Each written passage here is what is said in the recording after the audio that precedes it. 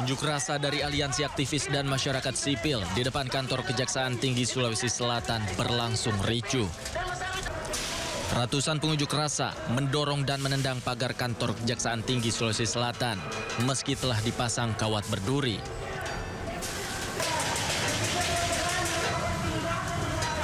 Ketegangan juga sempat terjadi saat pengunjuk rasa menghalangi pengguna jalan yang melintas. Dalam aksinya, massa menuntut reformasi kejaksaan serta menyoroti 16 kasus dugaan korupsi yang dinilai tidak jelas penanganannya dan belum memiliki kepastian hukum.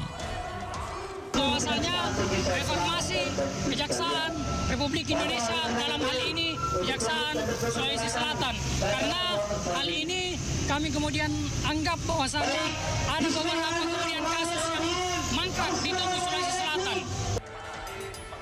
Aksi baru berakhir setelah perwakilan Kejaksaan Tinggi Sulawesi Selatan keluar dan menemui perwakilan pengunjuk rasa. Dari Makassar, Sulawesi Selatan, Julius Vin, iNews melaporkan.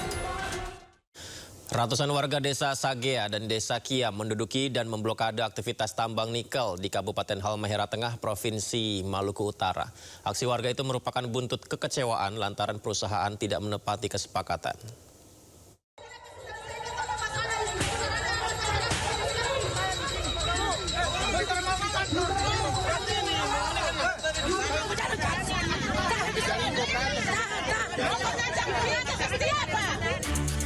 Aktivitas perusahaan tambang nikel PT Mining Abadi Indonesia digeruduk warga desa Sagea dan desa Kia, Kabupaten Halmahera Tengah, Provinsi Maluku Utara.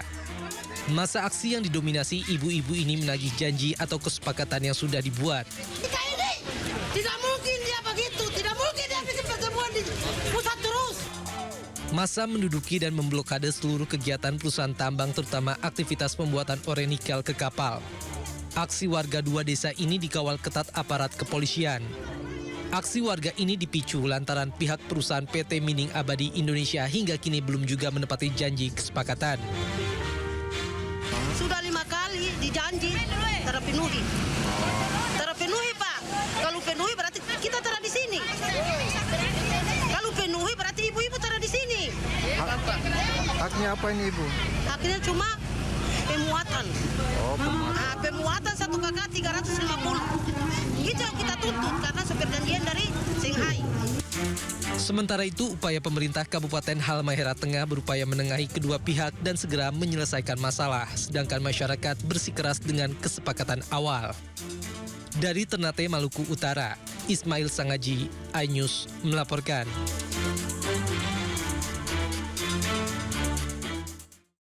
Tolak pengoperasian bus Trans Bekasi Keren atau Trans Beken, ratusan sopir angkutan kota di Kota Bekasi, Jawa Barat menggelar aksi unjuk rasa. Dalam aksinya, sopir angkutan kota melakukan penyisiran ke sejumlah angkutan kota lain yang masih membawa penumpang.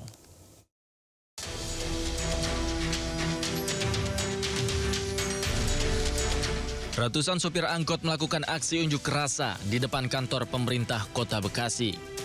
Para sopir angkot menolak pengoperasian bus Trans Beken milik pemerintah Kota Bekasi yang bersinggungan langsung dengan jalur angkutan kota.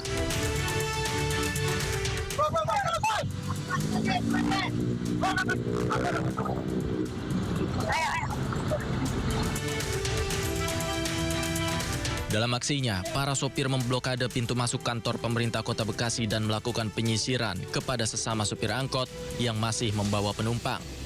Sejumlah penumpang terpaksa turun dan menggunakan moda transportasi lain.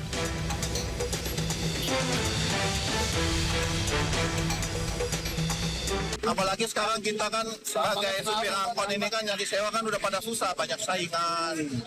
Ya nggak ditambah lagi kalau itu masuk juga, Pak. Kami mau makan apa? Saya kira ini nanti kan hanya perlu sosialisasi, perlu sosialisasi karena sebetulnya kan mereka bergerak pada tempat-tempat yang berbeda.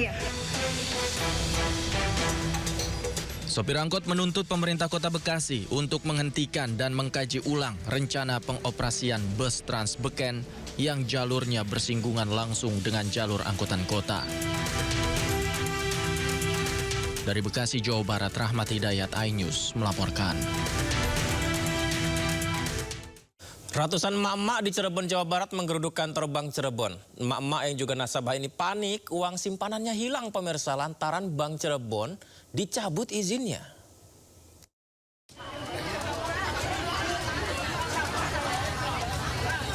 Ratusan emak-emak menggeruduk kantor Bank Cirebon, Jawa Barat setelah Otoritas Jasa Keuangan mencabut izin usaha Bank Cirebon.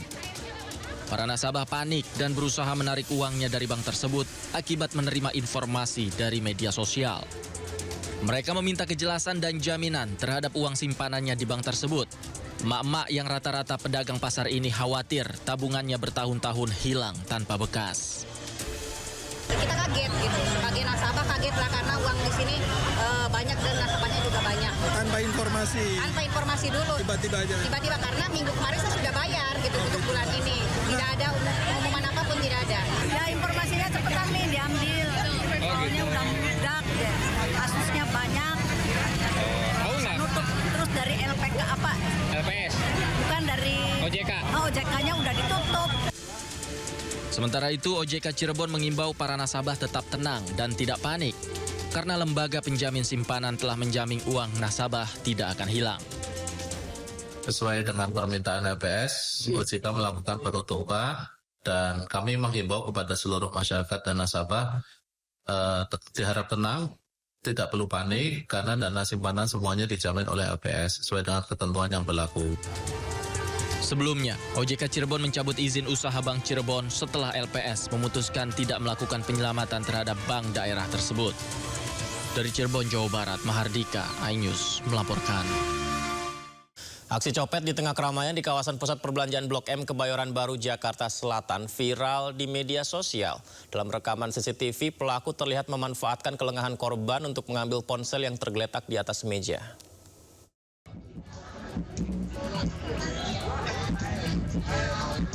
Aksi pencopet mengambil telepon genggam seorang wanita di atas meja di kawasan Blok M terekam kamera pengawas dan viral di media sosial.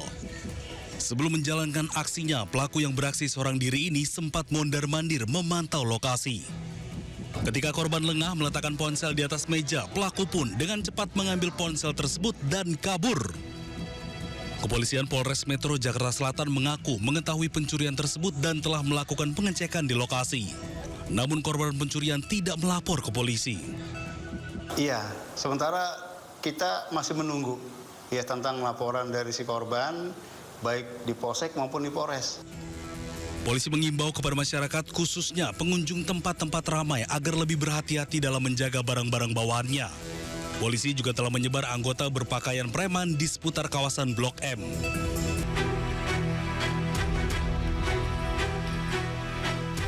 Pimpinan DPR RI memanggil pemerintah membahas penonaktifan kepesertaan BPJS Kesehatan segmen penerima bantuan iuran jaminan kesehatan.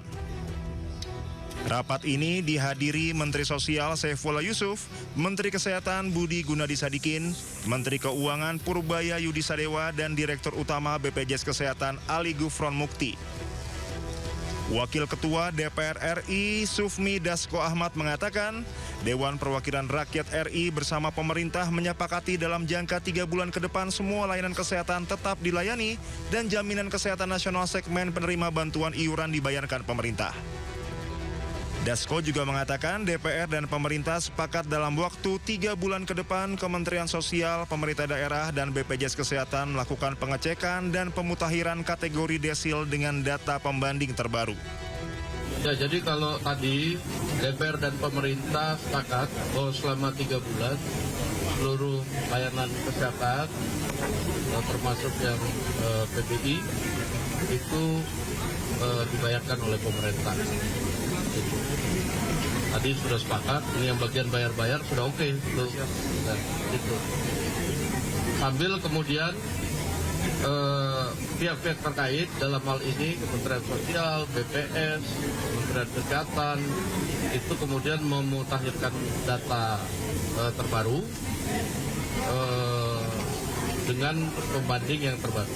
Demikian. DPR dan pemerintah juga sepakat agar BPJS Kesehatan aktif melakukan sosialisasi dan memberikan notifikasi ke masyarakat apabila terjadi penonaktifan kepesertaan PBI dan pekerja bukan penerima upah dari pemerintah daerah. Dari Jakarta, Tim Liputan iNews melaporkan.